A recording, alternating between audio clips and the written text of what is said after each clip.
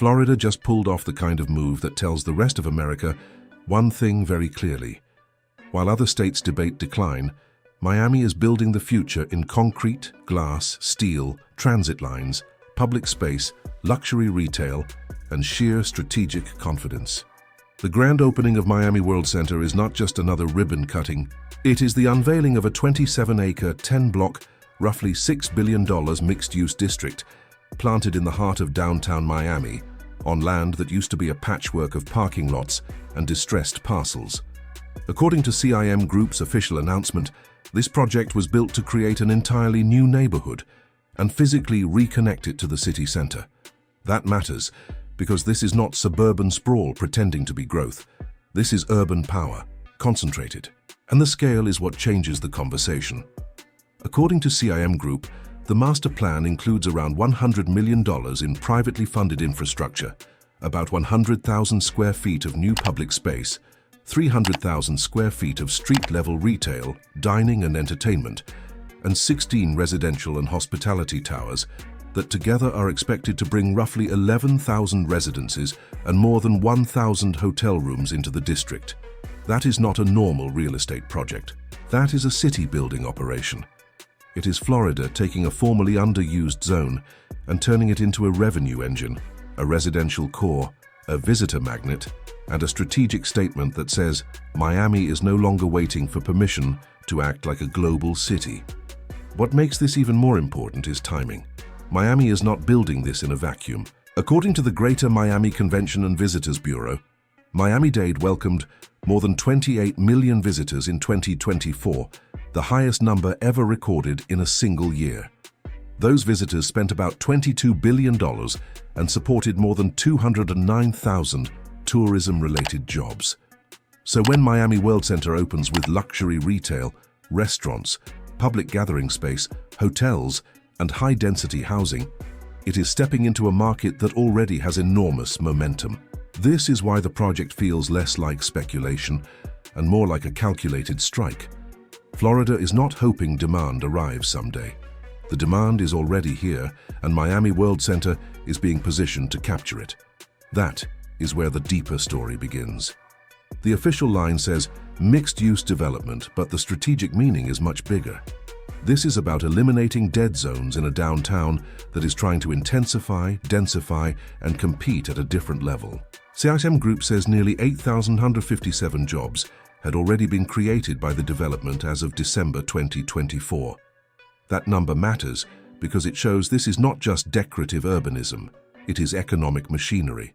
Jobs during construction, jobs in leasing, jobs in operations, jobs in hospitality, jobs in retail, jobs in the ecosystems that rise around a district when enough consumers, tourists, commuters, and residents are pulled into the same geography.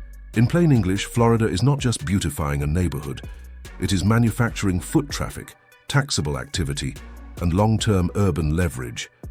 And then you look at the brands, and the signal becomes even louder.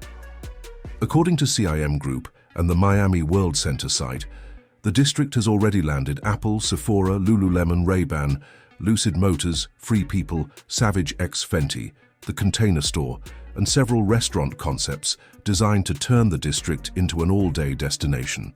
This is exactly how placemaking becomes economic power. When brands like Apple and Lucid show up, they are not just filling storefronts, they are validating a geography. Apple's own newsroom said Apple Miami Worldcenter opened in January 2025 as the company's 10th store in Miami, with a team of more than 150 employees, in a building designed around low-carbon materials, universal accessibility, and 100% renewable energy operations. That is not random. That is the language of premium positioning. Think about what that means symbolically. Florida is not selling Miami Worldcenter as a rescue project, it is selling it as a flagship, a place where the pedestrian experience matters, where public art matters, where green space matters, where tourism, consumption, tech culture, luxury, and mobility are all folded together into one district. According to CIM Group, the project also includes World Square, a roughly 20,000 square foot open-air public plaza and park designed as a central gathering point. In other words, this is not just a series of buildings. It is an attempt to create emotional gravity, a place people choose, not just pass through. And that distinction is everything if your goal is to turn a formerly weak urban patch into a self-sustaining powerhouse. Now add transportation, and the entire project starts looking even more calculated. According to CIM Group, Miami Worldcenter sits next to Brightline's Miami Central Station and connects into Tri-Rail, Metro Mover, Metro Rail, and local trolley systems, making it South Florida's largest transit-oriented development. That is one of the most underappreciated parts of this story, because the real advantage of a district like this is not just what is inside it. It is how many people can reach it without friction. Brightline's February 2026 investor report said average daily ridership hit a record 9,690 for the month, while total February ridership reached 274,110. Even in a rail system still refining its economics, those are serious movement numbers. Florida is essentially anchoring a major urban district beside a mobility spine that links downtown Miami to the rest of the state. That is not decoration, that is strategic positioning. And Miami itself is building the connective tissue around that vision. The Miami Downtown Development Authority's 2025 annual report says its downtown circulator had already provided more than 36,000 free rides since launch and directly links places like Brightline Miami Central, Kaseya Center, Government Center, and Miami Worldcenter. That may sound small compared to the billions involved, but this is exactly how serious districts succeed. Not just with towers, but with circulation, convenience, safety, and repeat visitation. Big projects fail when they are islands. Miami Worldcenter is being designed to function as a hub. There is also a psychological layer here that should not be ignored. Across the country, too many downtowns are still trying to figure out what they are after the pandemic shock, the work-from-home shift, and the collapse of older retail assumptions. Miami's answer is blunt. Make downtown more residential, more experiential, more connected, more international, and more premium. According to Cushman & Wakefield's Miami retail market reports, constrained supply and rising wealth continued to attract buyers to the Miami market in 2025, with much of the new pipeline already heavily pre-leased. That matters because it shows Miami Worldcenter is not fighting against a dead retail environment. It is entering a market where scarcity and demand still have force. Florida is not trying to revive an old model. It is trying to dominate the next one. And maybe that is the real secret behind this $6 billion move. Miami Worldcenter is not just a development. It is a blueprint for how Florida wants to be seen. Aggressive, modern, connected, investor-friendly, consumer-ready, and unafraid to redevelop prime urban land at gigantic scale.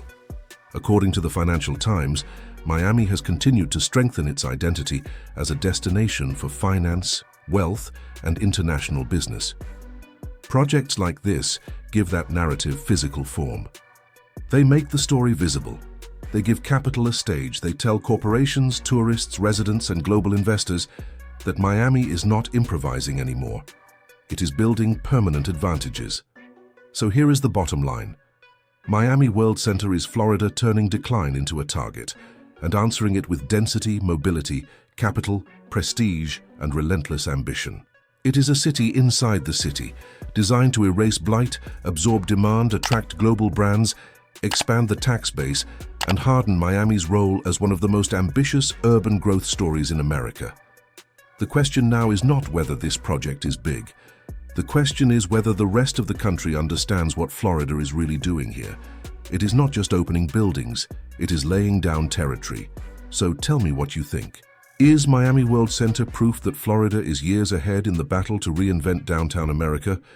Or is this kind of mega development still too risky, even for a city like Miami? Drop your view in the comments, subscribe if you want more breakdowns like this, and tell me your city and state, because the next big American power move may already be under construction where you live.